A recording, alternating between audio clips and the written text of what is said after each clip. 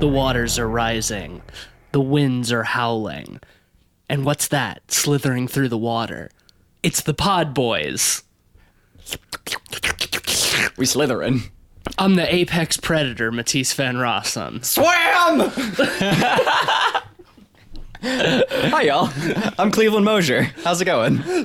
I'm Florida man, Ben Sheets. Nice.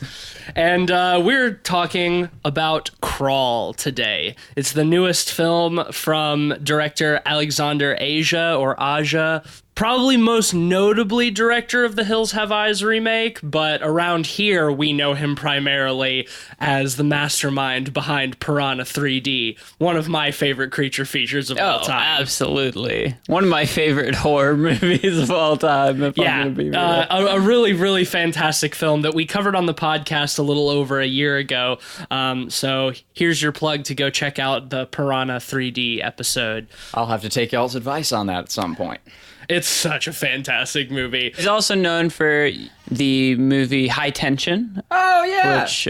Which I have not seen. Is kind of the proto, torture porn movie. Oh, yeah, most definitely. It's French got plenty New of that Extremity and whatnot. Yeah, I don't know how that film's aged. I saw it when I was but a wee lad. But I enjoyed the shit out of it at the time. But I don't want to... But again, with the big old asterisk of I was but a wee lad, and I don't know how it's aged. I'd be curious to see it because I've seen a couple of films from like the French New Extreme movement, and those are some great movies. Yeah. Like Martyrs and Inside, both really, really fantastic, horribly gory films. Yeah, I mean, High Tension, not quite as good as those, but it did influence stuff like Saw. So anyways, we're talking about Crawl today. Crawl is a very simple premise. It is about a young woman and her father trapped in their house with a hurricane bearing down on them. Mostly in their crawl space. Of course, this takes place in Florida, and not only do they have to worry about the rising waters of the hurricane, but there's also like a dozen big old gators hunting them. Yeah, that's Crawl. Yep. That's the movie. So, everything else is a spoiler, I guess, but that's the film.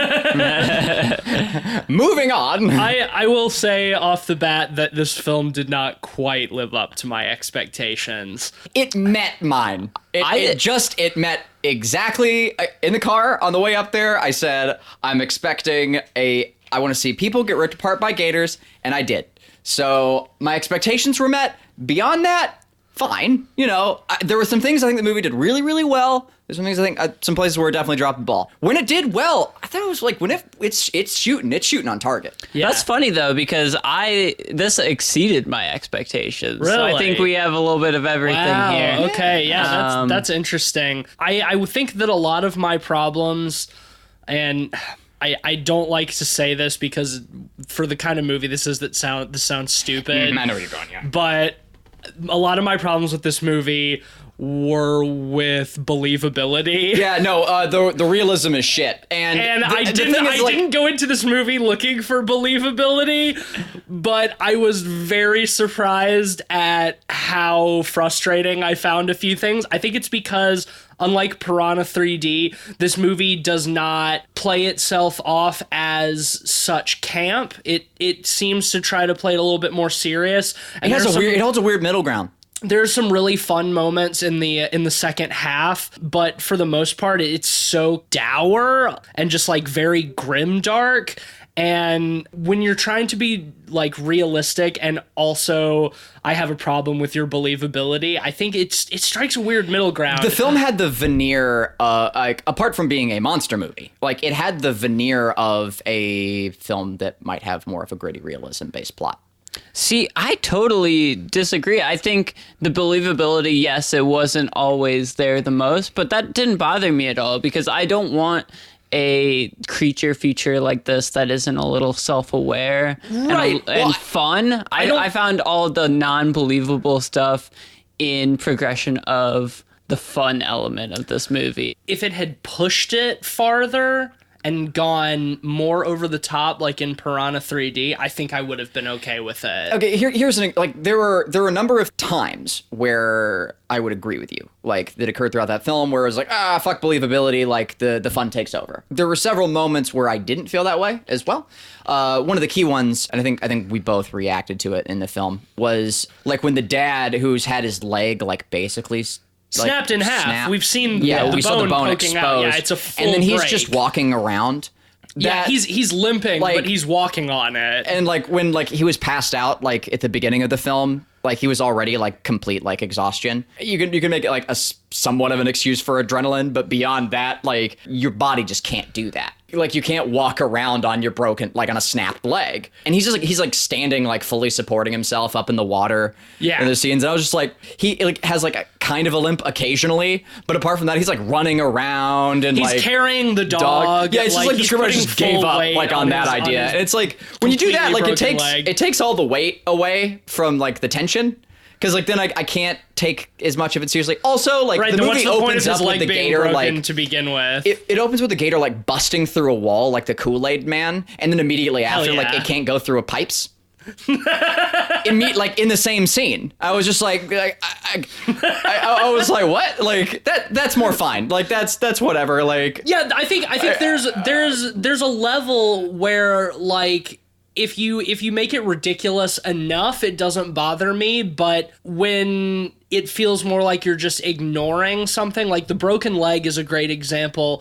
The inverse of that, where I would say something that's totally unbelievable, but in a way that was really fun and made me laugh, is when the gator, when she like has the pistol and the gator like comes out of the water and bites her arm. Oh, that was dope. And she just fires all 12 rounds into the gator's brain, and it doesn't die until the last one. That was fucking amazing. I think we can comfortably all say like we're on the same page that like that kind of dumb schlocky is great. That's what I wanted. That's what I wanted more of. Right, because like the difference there is like that's the kind of dumb schlocky where like they still care. Like you can still see like they give a shit. Like they're like, it's not about that. It's about like how badass that sequence is. Yeah. That sequence is excellent. Like she's in the clutch den and like she's just like firing it into this thing's body. That was dope in half. But like when his leg is like snapped in half and he's just like walking around because the writers kind of gave up. Like that feels lazy. I don't want them focused on the logistics of dealing with injuries in a movie like this. You don't then don't have that injury. Yeah, then don't have him be injured. I'd rather have them get hurt though, you know. I mean, they can get hurt, but like not have their legs but, snapped off and then just have them walking around. She gets bit on the leg, arm, and shoulder, and is still able to outswim the gators multiple times. Which I will say too. That's fine, but if you're gonna go to the extent of showing us his bone coming fully out of his leg and that really horrible scene of him like snapping it back into place, which looked great, and splinting it. Like if you're going to go to the lengths of showing that he has such a serious injury and that elevates the threat of these gators because he can't swim or walk or run, that's fine, that's great, but then don't decide like we don't really care about that anymore and then just have him walking around on it. Like pick one, either have him be debilitated by the injury or have him have a more minor injury that would not make me think twice if he's walking around.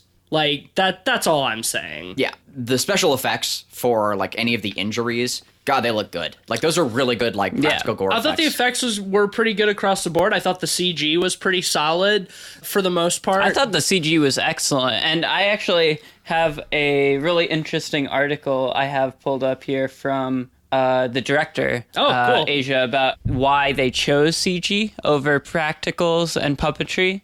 It's mostly because animatronics and CG and puppetry couldn't capture the speed and the ferocity of these actual gators. And as well as that, you know, like with puppetry and stuff like that, you have to keep a fixed view.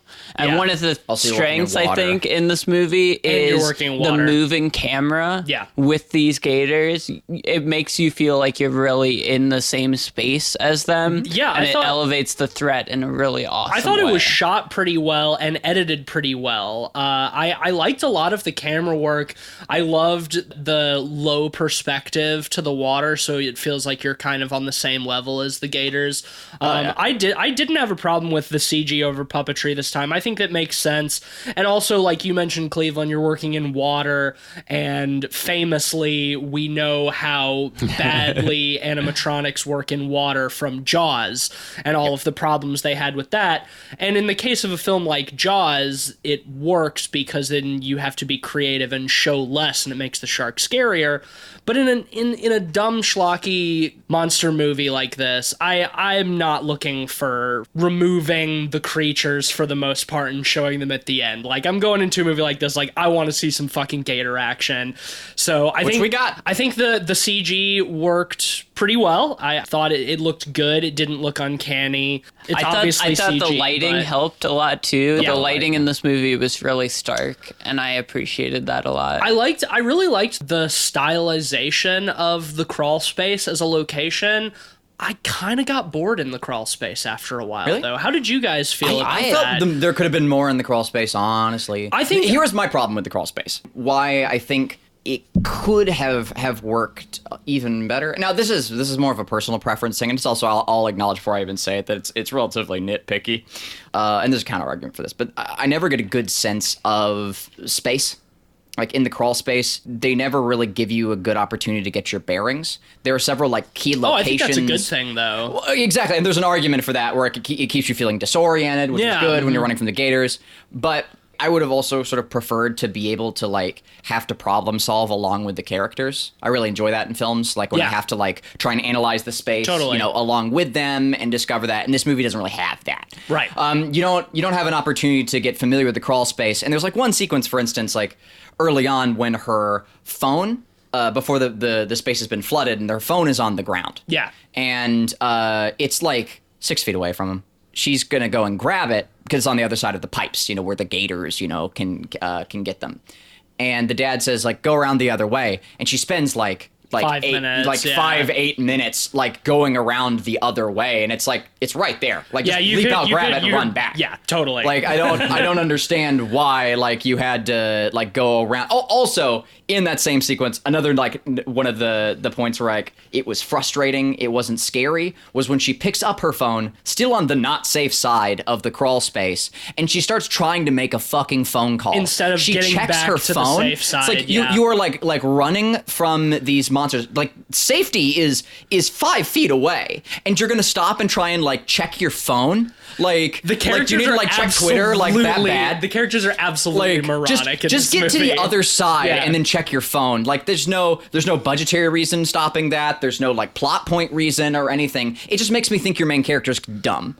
And it separates me a little bit from being able to, like, be concerned with their well-being when they make dumb fucking decisions like that. See, I didn't really mind that dumb decision because she just saw her dad, you know, dying down there, and she's panicking.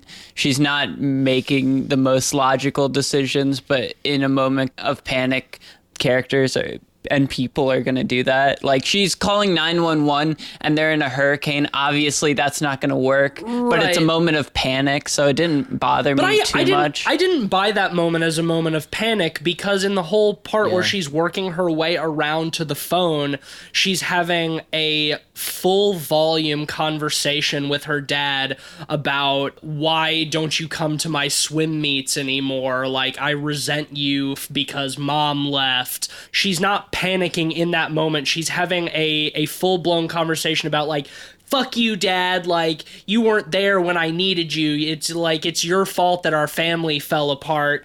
And if she was panicking, she wouldn't be doing that. And then she gets to the phone, and then she starts making the call. Like, if it really was a, like, oh my God, get to it, and then I would buy Also, like, when you panic, panicking. the first thing you do is, like, run to safety. Yeah. But, I mean, I would buy making stupid decisions in moments of panic more, but that seemed like they were trying to strategize. Granted, their strategy was really fucking stupid, but, like, they were thinking. So I don't know if I buy the moment of panic. I do have an argument for and against the crawl space as a location, because I think that if this was a movie like Jaws or like Open Water or something, where it's all centered around the crawl space and the characters are a little bit more nuanced and I care about them, it's more about the characters, you know, finding a way to escape from the situation rather than just being like a monster movie, then I think the crawl space would be a really good location. The problem is, I wanted Piranha 3D from this movie, and we started getting it once they get out of the crawl space. I just don't care enough about this chick or her dad that, like, I feel really invested with their, like, struggle in the crawl space, and there's so much of them, like, trying to reconcile as father and daughter, and I just don't care. I just don't give a shit. I thought that stuff was pretty well handled, personally. I thought the acting, especially in that stuff, was pretty solid, with Barry Pepper and Casey Scolodario, whatever it is. I'm right in the middle between you two on that. I agree about the personal drama. I thought it was good. It felt real. I like their motivations. I like the conclusions they come to by the end. That all felt pretty real, believable, and also like interesting enough that I didn't feel bored during those sequences. But my problem is I still wasn't that invested in the characters because of the dumb decisions they were making.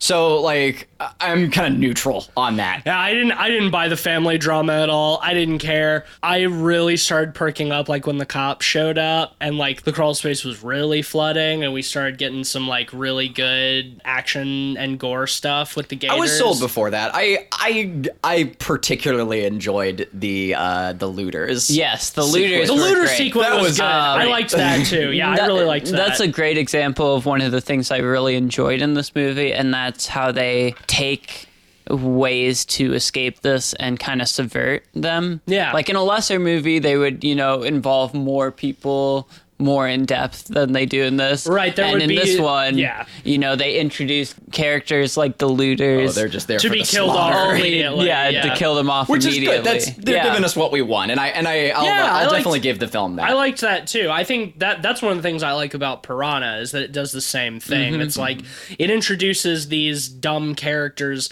expressly for the purpose of being killed in spectacular fashion without making us sit through 30 minutes of getting to know these losers before they die. And I'll say it's an excellent subversion, especially with the looters, because they set you up, they give them enough character that you think they're going to be there for a minute. I thought that the looters are going to be around a little, not much longer, but at least a little bit longer. It's like you've already hired these actors; they're there. Like, I expected them most to films, die like immediately. they're gonna they'd make it a little bit longer, like you were saying. I was very glad they didn't. Like, they show up and they die immediately. I really like the way they shot that scene too, because you have the three looters. You have the girl in the John boat skiff, the guy who helped her, the older brother who helped load the ATM onto the skiff.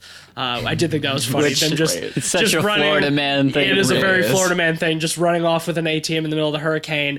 And then the other character, or the younger brother, I guess, I don't know, who's still in the store, who's just filling his backpack with like snacks and stuff. So you have the three of them, and you're like, okay, well, we know there's gators around here. We've seen as much. Which one of them is going to die first? And you think, okay, surely it's going to be the kid in the store.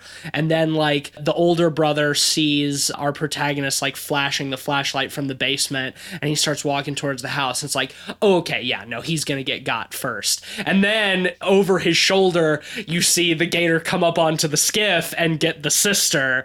And I think that is a really great way to subvert that expectation, because the one who like seems like is in the safest location, in the safest place, which gets got. That I think that does sort of break a little bit of the logic later in the movie when she swims to that boat, which she saw. She watched that shit happen. She saw that boat was not safe place. She saw the gator come up onto the boat. We can caveman that shit. Boat not safe, and then immediately like, let's get to boat through gator water. And then she outswims the gators, and then as soon as she even has the shot from like the gator's perspective of like her pulling her leg up into the boat, and it's like, okay, now that she's in the boat, she's safe. It's like, nah, we saw the gator come up on the boat earlier in the movie. You saw that. Yeah, like, you were there. She saw that, yeah. That scene was the kind of corniness that I wanted from the movie. Characters making dumb decisions, but in a way that is fun, rather than in a way that is frustrating. Like, I think, I would have been happy if there was some more of that. Another thing that I found a little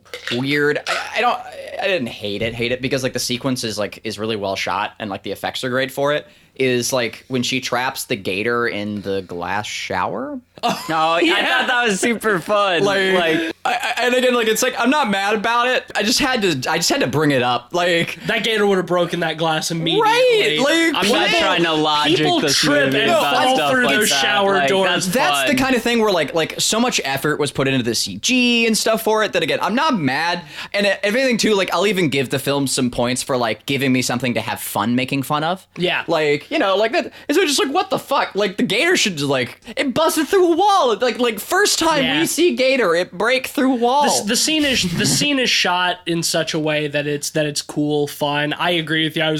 I think we both said something like, it's made of glass. Same thing. It's like with shower glass. Same thing with when they're on the second floor and you can see that the water has risen up past the window. No, the pressure from the water would have broken that shit. That's not how water works. And then, I want to have the gator come through the window. It's so funny. I want to capture that sequence, like, where she's looking out and she's seeing the helicopters like just over the water that's like covered the glass, and then the gators like comes up. Like, I just want to like insert just a little like, hi. Like, it reminds me of that. It reminds me of the scene in Jaws 3D when the shark crashes through the window of like the underwater control room, except in that movie they do it in slow motion and the effects are way worse and it's really bad. But it gave me that same kind of vibe. I could just picture this in slow motion with the gator just like crashing through the window. I did really kind of hate when the gator like bit her and was like death rolling her, the part with the flare where she's like having the flashbacks to her as a child. It was and dumb, like swimming. I thought that was I'm okay with that. What I wasn't okay with with was her like getting up and immediately using her shoulder afterwards and still out swimming the gators. Yeah, it's like girl, because she's the apex predator. Like a gator just bit into your entire body and death rolled you. Like, how are you using anything? Like, and again, like, oh, it's the whole trauma thing, and like horror movies are known for this, and it's fine, but she just gets up and shakes off a death roll. Like, I'm good for her like limping afterwards. That's all I'm asking for. I'm not asking for like it to not happen. Death roll's dope. We want death rolls. It's a gator movie. Have her like show that she's been affected by the death roll. But that's Cleveland, all. But that's Cleveland, that's all I want. But Cleveland, she is the apex predator. Her dad tells her that 5 times, and then she says it. Apex predator all day. These gators got nothing on her. She swims a really fast freestyle. Every time they said Apex Predator, I just kept waiting for Randy Orton's theme music to hit. The Viper!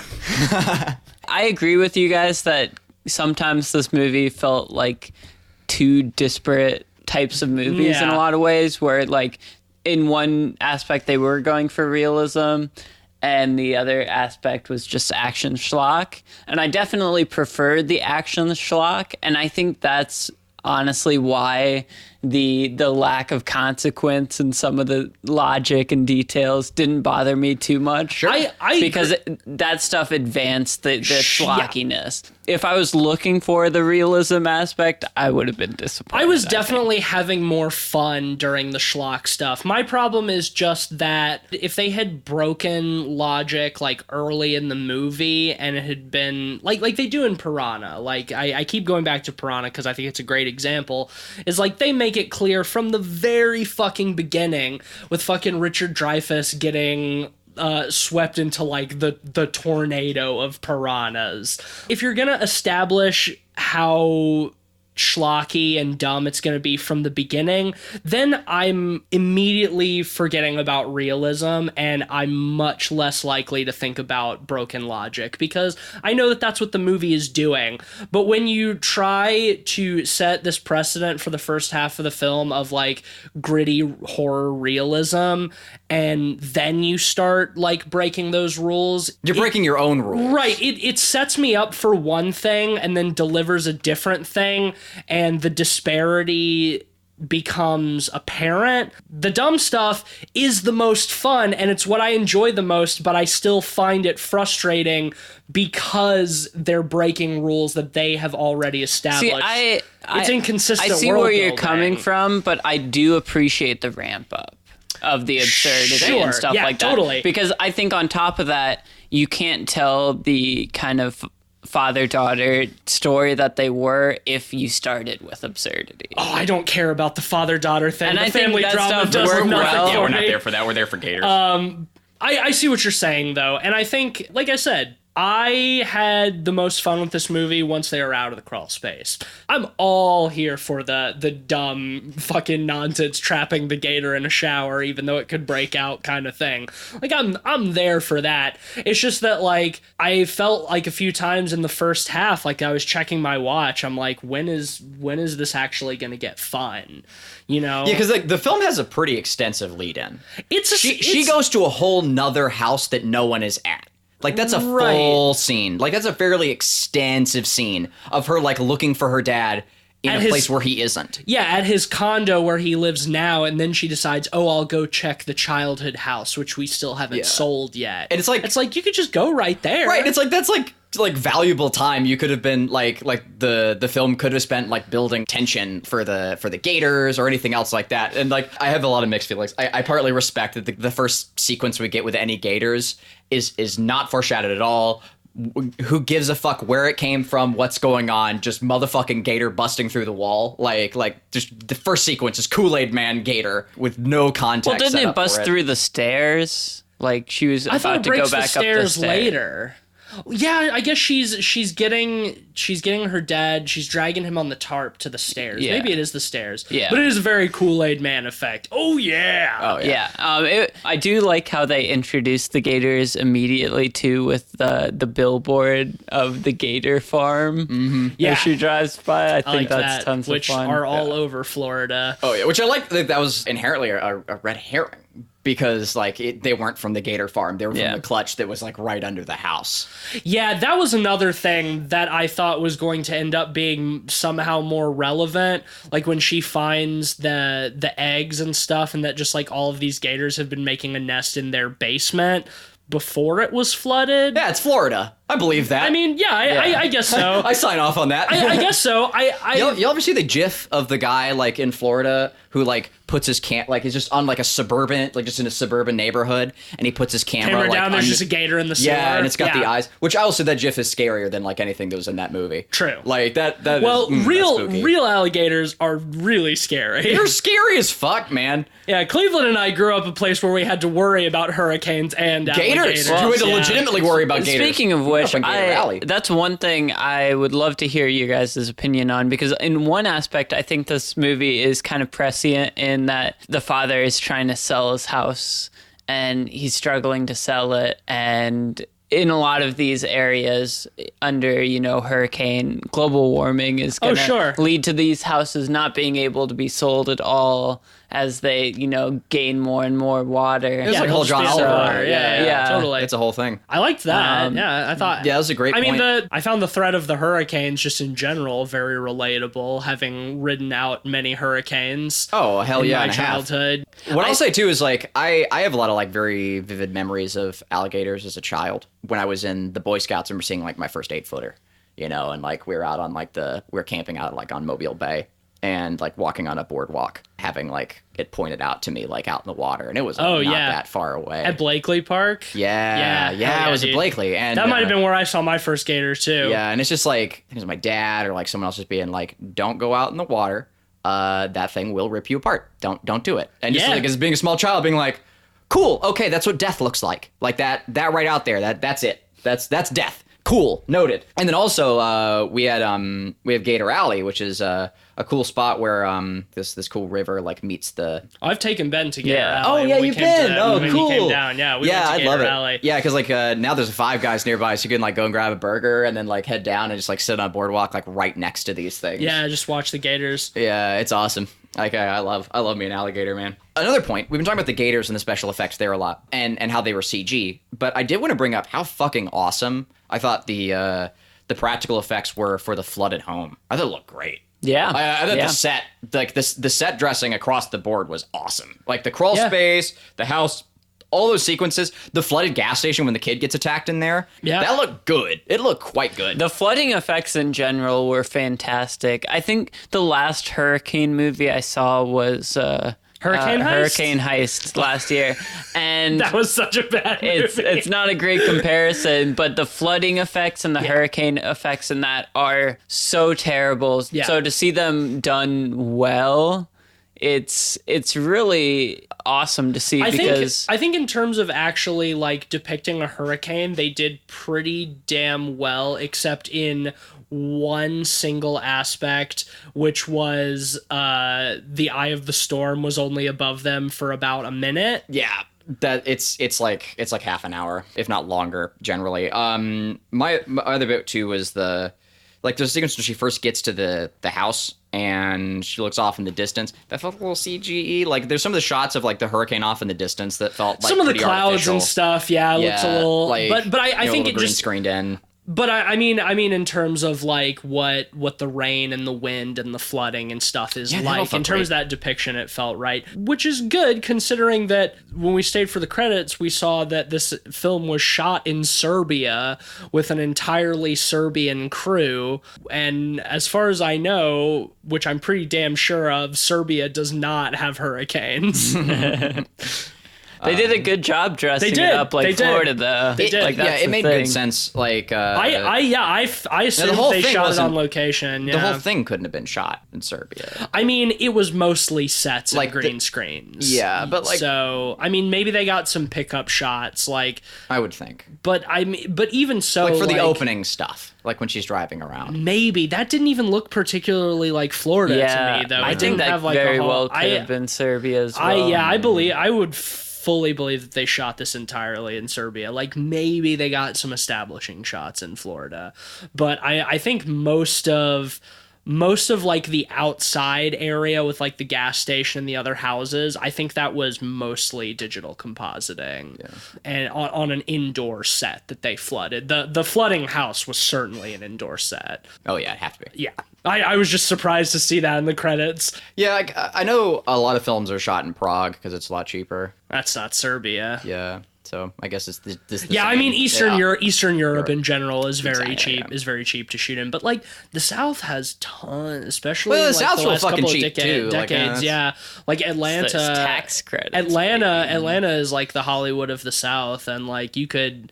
I fully expected this to be like the past few years, a lot of films have been coming out of Bama for the same reasons. Right. Well, yeah, Bama instituted like a bunch of like enormous tax incentives for that. I mean, that's why fucking Mike Flanagan shot Oculus and fucking Gerald's Game, and why Jordan Peele shot Get Out and Hush. Yeah, all in Fairhope, where we're from. Yeah, I fully expected this to be like an on location in the South shoot.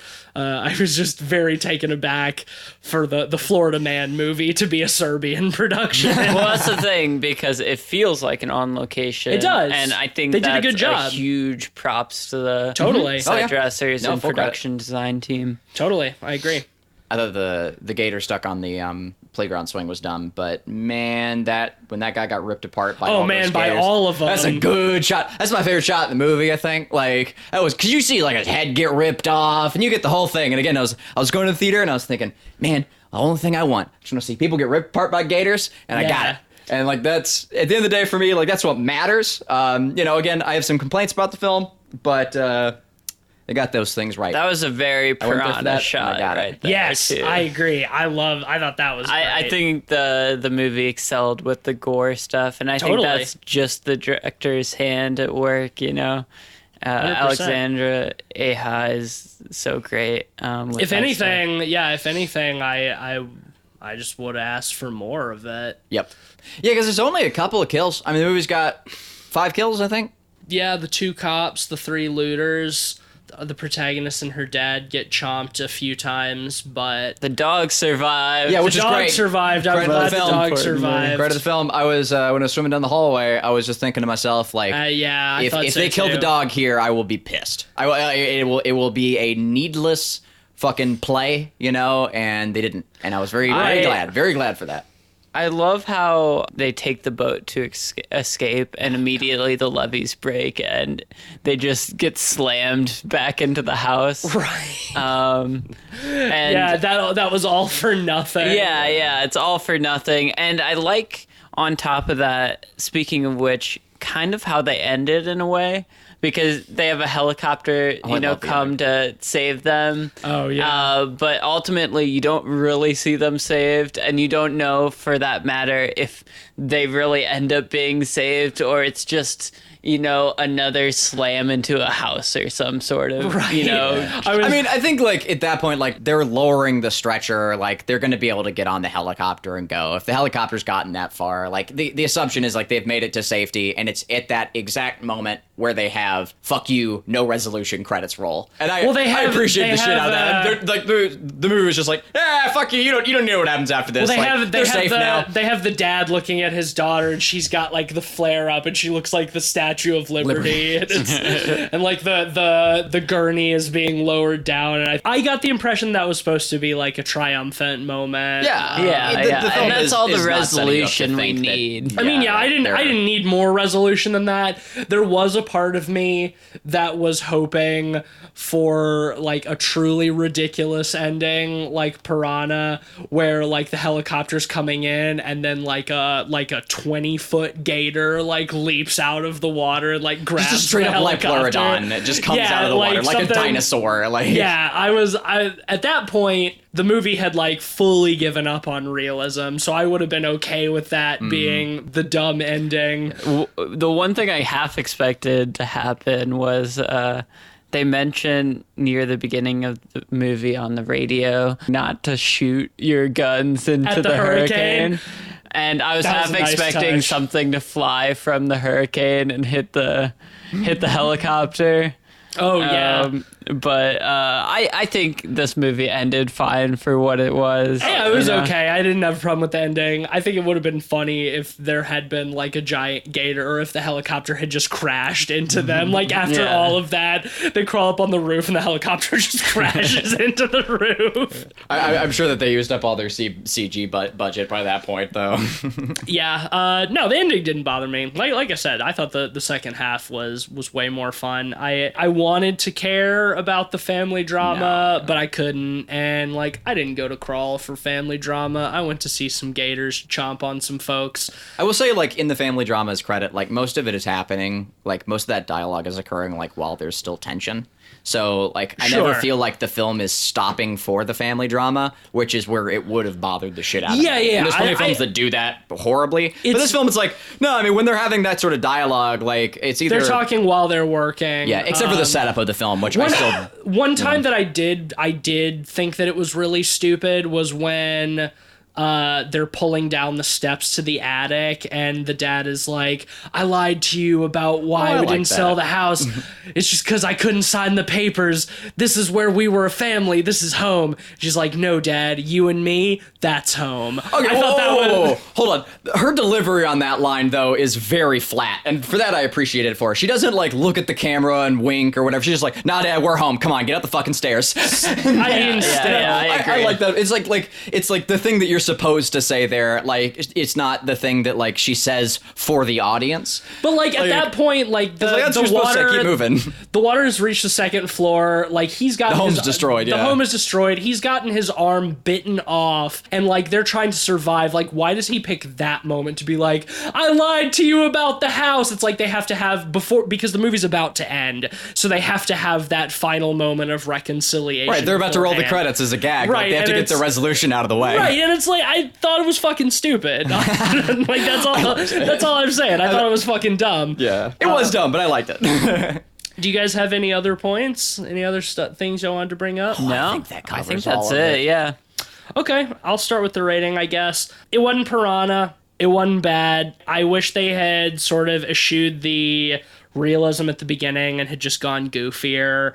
Could not give a shit about the family drama, but I think that it was shot really well. Cinematography, set dressing, editing, I thought that was all really solid. The acting was, while I didn't find it spectacular, I didn't think it was offensive either. Thought the effects were pretty good, the gore was good. I just wish they would have ramped it up a little bit more, and I wanted an equivalent moment of fucking Ving Rhames knee deep in the lake with a fucking boat motor chopping up piranhas. Like, I wanted an equivalent in this movie, and I didn't get it. But, you know, solid film. I don't think it was great. I don't think it was terrible. It's gonna be a 3 out of 5 for me, I think. Yeah, well, I think both of the main performances were pretty solid. They gave it 100%, and it never felt too hammy in the performance aspect of it. I thought this movie overall was a lot of fun. I got just as much gore as I needed, and it really ramped up in a fun way. I love some of the comedy of error stuff. It's not a perfect movie, and it is a little disparate, like we've been talking about. But when it's fun, it's really fun. So I'm going to give it a 3.5 out of 5. This film met all of my expectations. It did not go past. Or, okay, I will say in 1 or 2 spots it did. I think the sets were fucking awesome. They exceeded my expectations. But the occasional lazy writing, you know, kind of brought it back down a little bit. And again, I'm not expecting, you know, like great writing or whatever else like that. But yeah, it hit a weird middle ground for me. Some of those kill sequences were good. There's been a few more. You know, there were, I think, 5 deaths, you know, in this film. And I would have liked to see them. No, overall, you know, solid film. I'm going to give it 3.5 also. 3.5. Yeah. I liked it. I didn't love it. Average rating for Crawl is 3.3 out of 5 pods. On the subject of numbers, we also have some results. Yeah, we predicted this movie. We did predict this movie. Okay, just to recap, Tease, you predicted that opening weekend would do 20 million. Cleve, you said 9 million. And I said 41 million. Opening weekend, this movie ended up doing 12 million. Hey! Oh, shit! So wow. We are all tied at this point. 666? Yes. Hey. Very fitting. Number of the beast, baby. So next, Rotten Tomatoes score. So I'm going to do something slightly different this time. Okay. So, Tease, you predicted 50. Cleve, you predicted 45. And I predicted 39. Before I tell you guys what the actual Rotten Tomatoes score is, what do you guys think after seeing it? I'd say like 70s. Yeah, I would say maybe 60 at the highest. 85 certified fresh. No way, for real? For reference, Midsummer's at 82. Are you? Crawl is higher than Midsummer right now. I was my totally God. fine with Crawl getting a high rating until you said that it's higher than Midsummer. Now I'm bitter. I was about to be like, yo, go Crawl. You know what? Fine. They did some great stuff. I support it. You know, like it had some things that like I didn't really like, but it's more of a me thing. That's fine. But it's higher than Midsummer. Fuck you, Crawl. I find that a little God bit damn it. offensive. Like like Midsummer Holy is a shit. I was surprised when I saw that, honestly. So I guess the highest, right? Yes. With 50? Yeah, Okay. 50. So I pull ahead by 1. Damn. But Inching ahead. we still have half the year to go, and there's a lot of horror movies coming out this fall, so it's definitely still any man's game. Now, since we have a little bit of extra time, I just wanted to sort of open a general discussion question to you guys that this movie made me think about. Real quick, the movie's brought to you by Bruce Wayne's bat gator repellent. All right, yeah, let's do a talk. Bad gator repellent. You ever seen the original Adam West? They have bat shark repellent in that movie. Oh my goodness. Okay. It's a classic. Yeah. Sorry. But... So my question for you guys is, do you think that the creature feature is dead in 2019? Nah, man. Nah. It's just sleeping. And okay. Much like Cthulhu. Much like Cthulhu. Yeah. I think the response to this movie is actually quite interesting when you talk about the relevance of the creature feature. Yeah. Because, well, critically, in terms of critical response, the creature feature is very not dead. Critics and, audiences love creature features. Yeah, I love creature features. And while the movie didn't kill it by any means in the box office, this was a low-budget movie. It definitely outperformed. And the thing is, even at the theater, there were a surprising amount of families at this movie. Yeah, which I was surprised at. Yeah, and it's like Lion King's out. It wasn't a full theater. There were including us, maybe 4 groups of people, but I was also pretty surprised. I wouldn't be surprised if a lot of them were doing double features with Lion King. Maybe. I was surprised how vocal most of the audience was too. I thought for a movie like this, I didn't have a problem with it. I thought I welcomed it. Yeah, we all laughed at the same times. This isn't a movie. I mean, I obviously don't want people having conversations at full volume, but please. I think this is the kind of movie where it's better if the audience gets a little bit vocal. And I was surprised at that, and I'm very surprised that this movie did fucking 85% on Rotten Tomatoes. I think that shows that audiences are receptive to creature features. I sure as hell am. I love creature features, but I can't think of the last great creature feature.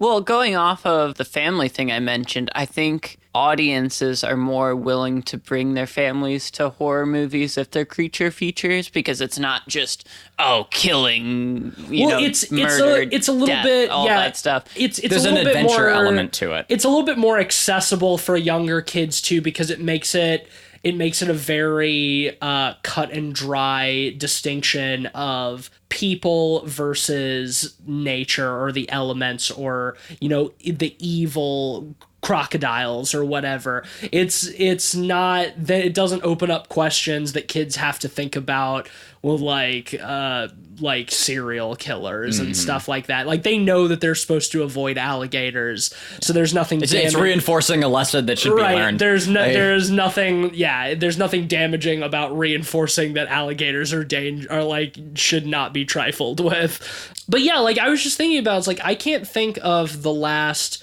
creature feature that came out that was really spectacular. Would you count a kaiju film as a creature feature?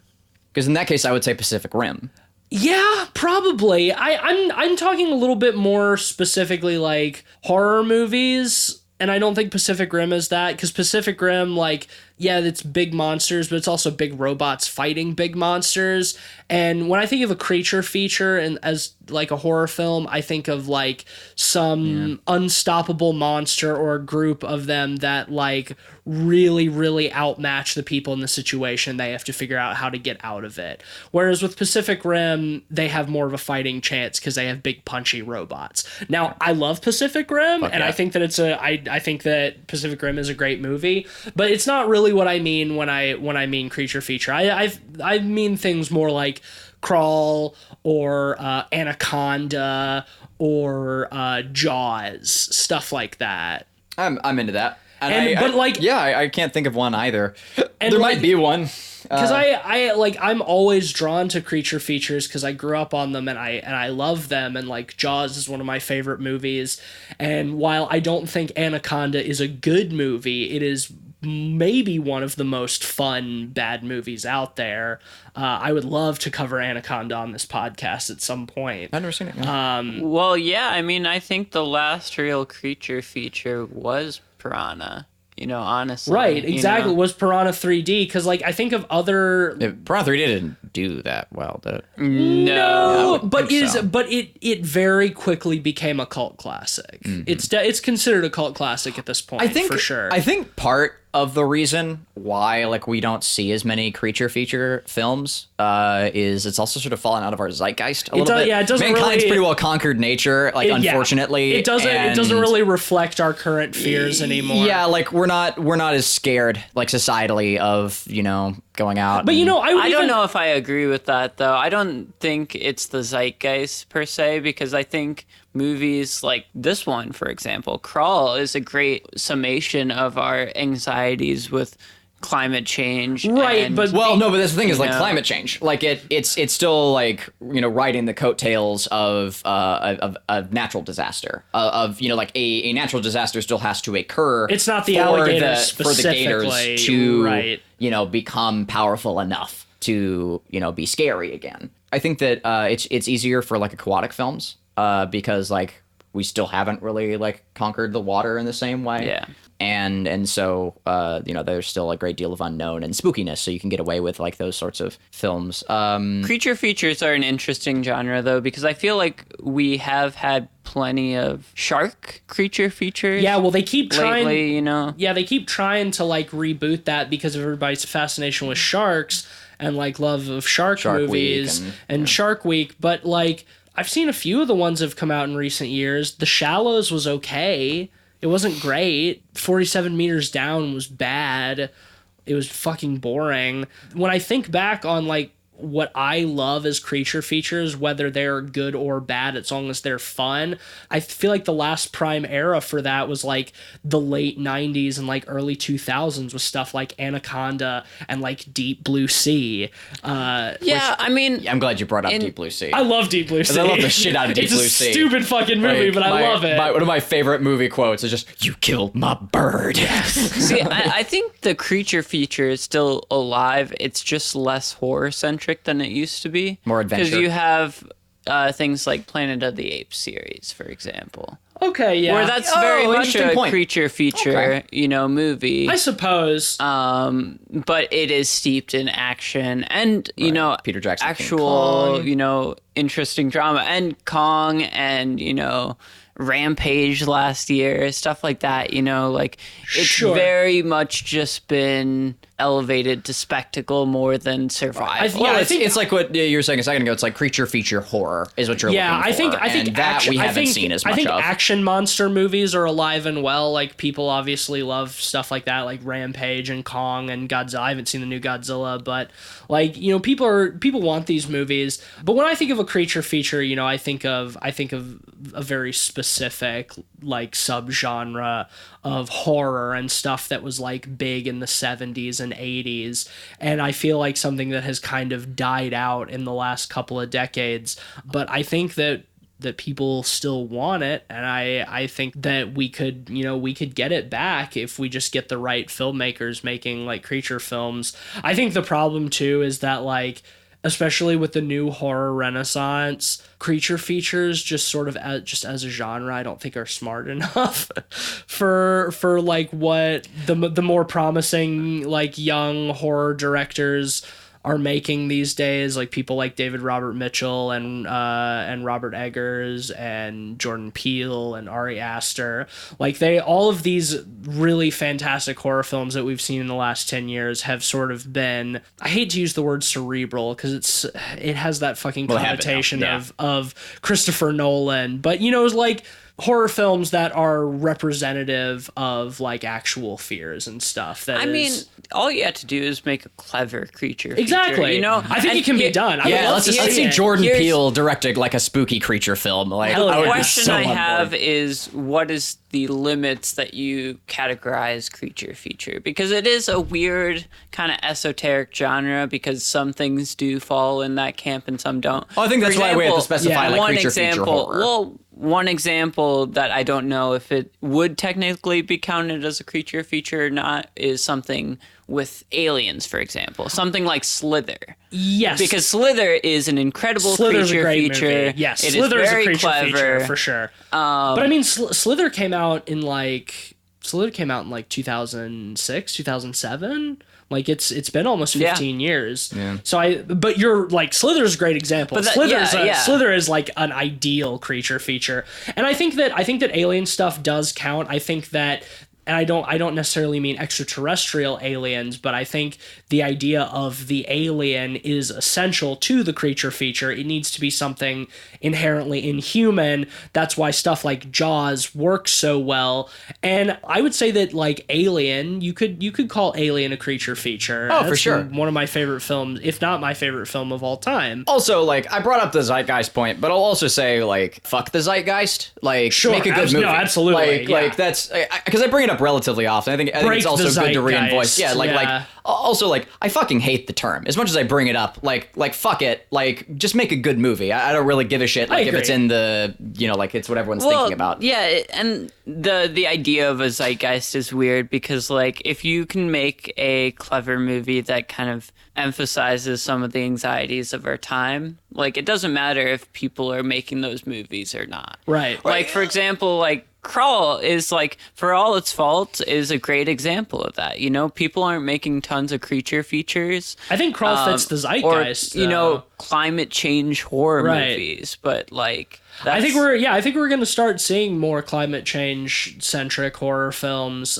which I'm here for. I think it's a great topic, and I think it can be done in a myriad of ways that are not just things like The Day After Tomorrow or Hurricane Heist or things like that. Like, I think you can do climate change as a subgenre of horror without it being like effects heavy disaster film, you know? Mm-hmm. And I think we're going to start seeing a lot more of that. And I think that you're right that Crawl absolutely has its place in that zeitgeist and that concern about climate change. Like, that is what horror does as a genre, probably better than any other genre of film, is like, it tells you what people are afraid of at that time. Yeah. And the ones that don't do that are the ones that are forgotten. So I just wanted to get y'all's thoughts on creature features. I love them, and I hope that they make a resurgence because I think we're primed for it and I'm ready for it. That was maybe why I found this movie a little bit disappointing, is because I was ready for like a really great modern creature feature because I've seen so many mediocre ones. I'm ready for the next great creature feature. It's time. And I guess we'll see. But that should bring us to the end of this week's episode. I believe so. Next week, we don't have anything new to cover, so we're going back to our curated picks. It's my pick this time, and we're going to be talking about Jacob's Ladder.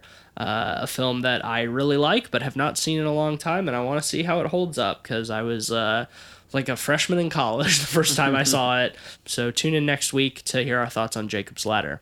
If you like the show, please slither on over to your local podcast dispensary and give us a 5-star review and leave some nice words. We love you. We appreciate you. Also follow us on Twitter at PodPeoplePod. Let us know what your favorite creature feature is. Is the creature feature dead? Did you like Crawl? Did you not like Crawl? Would you kiss an alligator? I wouldn't, but if you would, tell us about it. Oh, also Letterboxd at letterboxd.com/podpeoplepod for the list of all the films we've talked about on the show with our average ratings, links to those episodes. Follow me on Twitter at Mr. Van Awesome if you want. Yeah, you can follow me at Mr. Sheets.